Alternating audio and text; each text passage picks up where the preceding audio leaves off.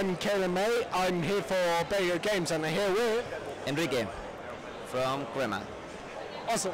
And here talking about Immortal Redneck. Do you want to talk about what it is? Well, Immortal Redneck is an old-school FPS game with roguelite elements.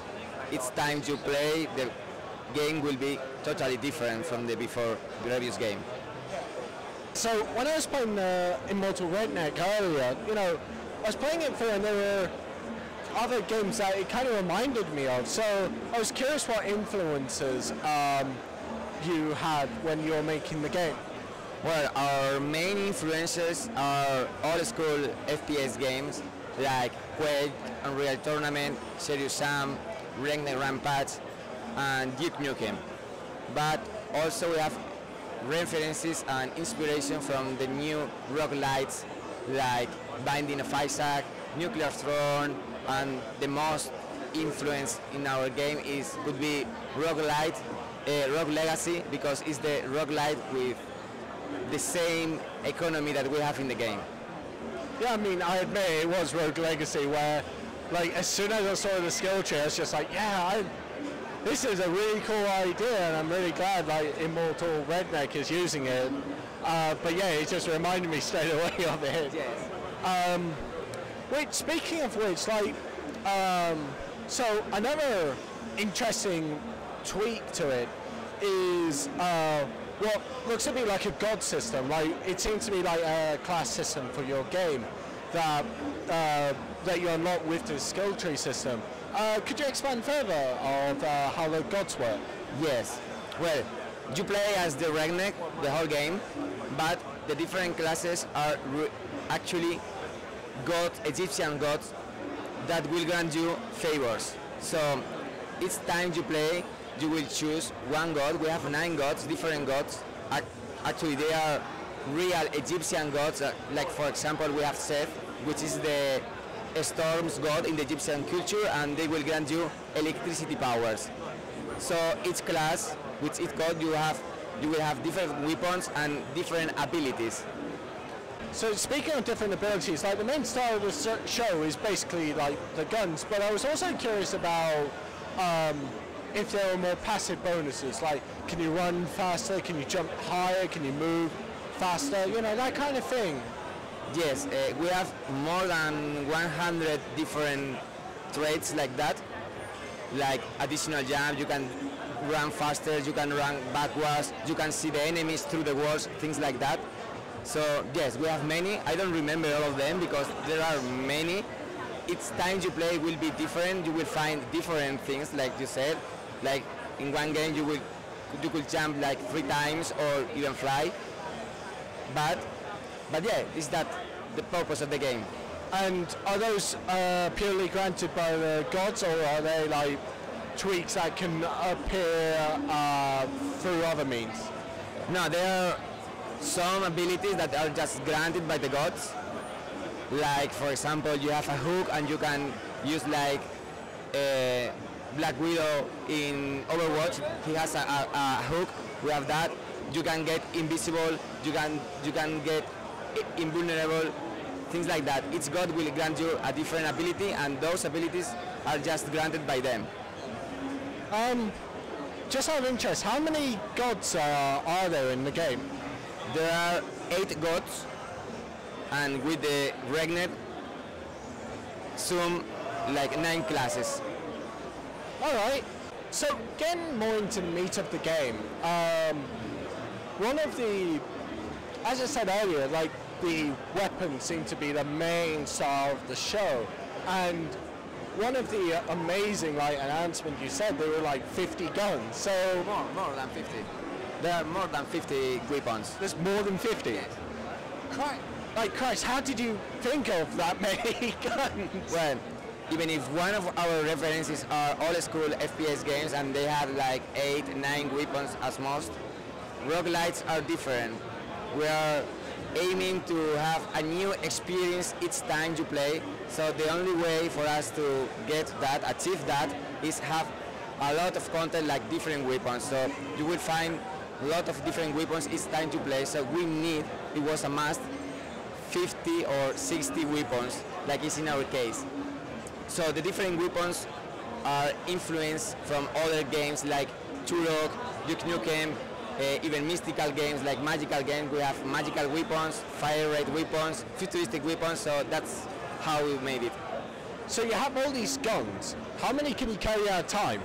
You can carry 3 weapons and up to 4 weapons. If you take one god with this and a strong god, one of our gods has the ability to carry 1 weapon more, so it will be up to 5, but you have 3 slot weapons. Yeah, I mean, otherwise it's just like carrying 50 weapons at once can, like Katana had that issue kind of. Yes, you can't carry more than 3. You have to choose. One of the mechanics of the game is choose what weapon do you want to have, because it's not a good idea to have 3 machine guns. It's better to have, for example, 1 machine gun and dynamite for crowd control or things like that. Yeah. I mean, another thing is just like with all these weapons, and if they just deal raw damage and that's it, it's just like, well, I may as well just go with the weapon that I enjoy the most.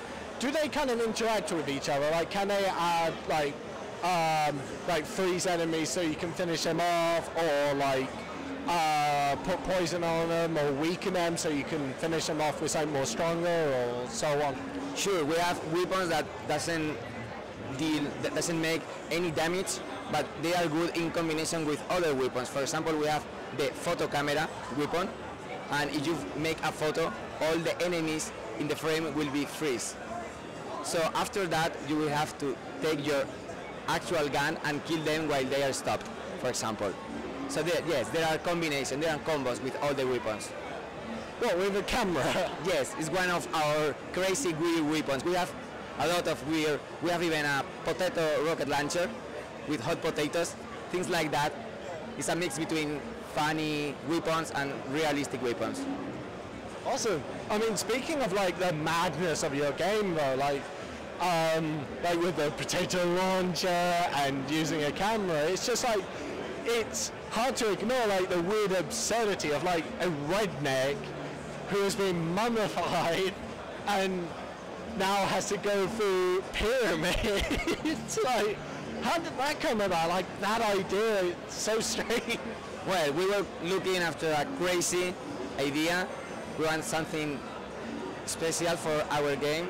Our game is, as I said, inspired in all FPS games, and those games we like it how the humor was inside of those games. For example, Duke Nukem was really funny how the character was, Redneck Rampage as well. So for us, the idea of mix a redneck in Egypt was funny, crazy, and people will wonder why. Well, why? Why is this happening? So yes, there is a background, there is a story for that. It's a crazy story, of course, like all games. It's not a deep story, but our idea is make it everything crazy. Coming back to weapons, like the absurdity of it all, one characteristic that I've noticed with all of them is their ranged in nature. You know, their guns or their cameras or their dynamite and so on. Will there be any melee weapons thrown in? Yes, there are many weapons. You can find them. One of those is, for example, a crowbar, like it's exactly the same crowbar that Half-Life has. We have some melee weapons. You can find them. They are not ranged, but they are infinite. The ammo is a really hard mechanic in our game. You have to save ammo. So yes, we have melee weapons. You can find them, and they are good if you are not good at saving ammo. Yeah.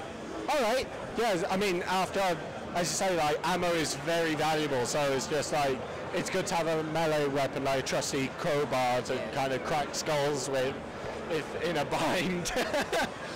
Getting into the more meat of like the game, like who you're gunning down in the game, like I noticed like there's 3 pyramids. Like usually, like something like Rogue Legacy, there'll be like one pit that you've got to jump into, one area you've got to go into, one castle to venture deep into.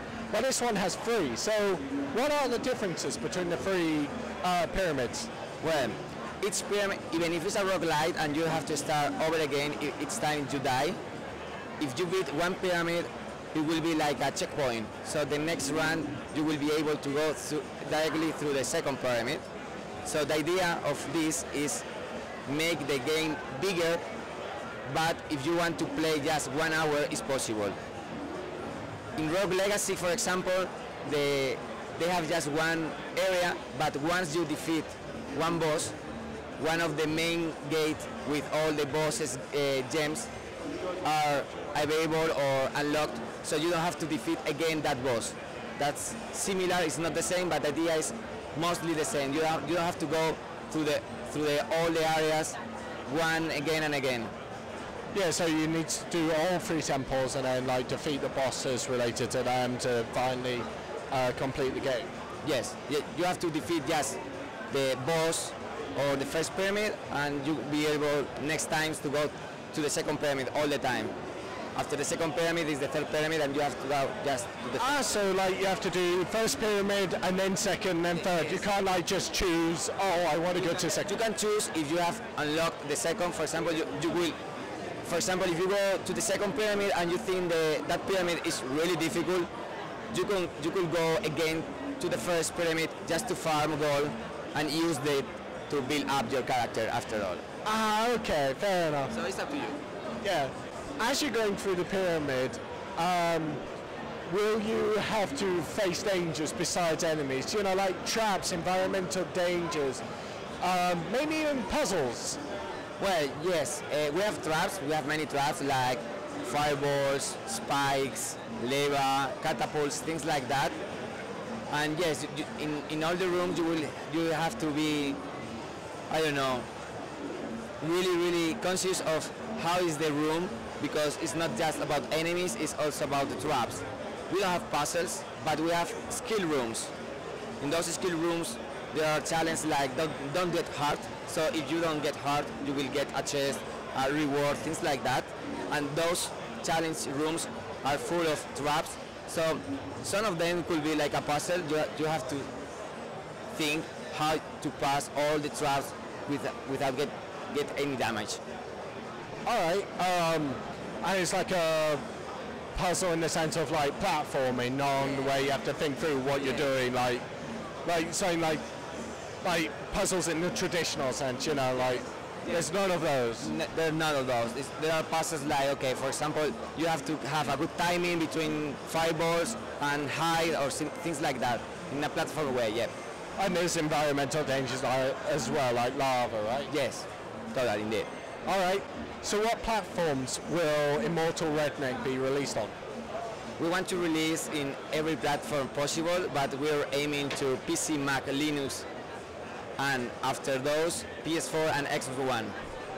All right. And do you have a release date in mind? Yes, for desktop mode, PS, Mac, and Linux. PC, Mac, and Linux is on 25th of April in 3 weeks, I think. And for PS4 and Xbox One is on summer or after summer. All right. And is there a price about? We're still thinking about the price, but it will be indie price, like $20, things like that. All right. Yeah, thanks for the interview. Thank you. Thank you for your attention.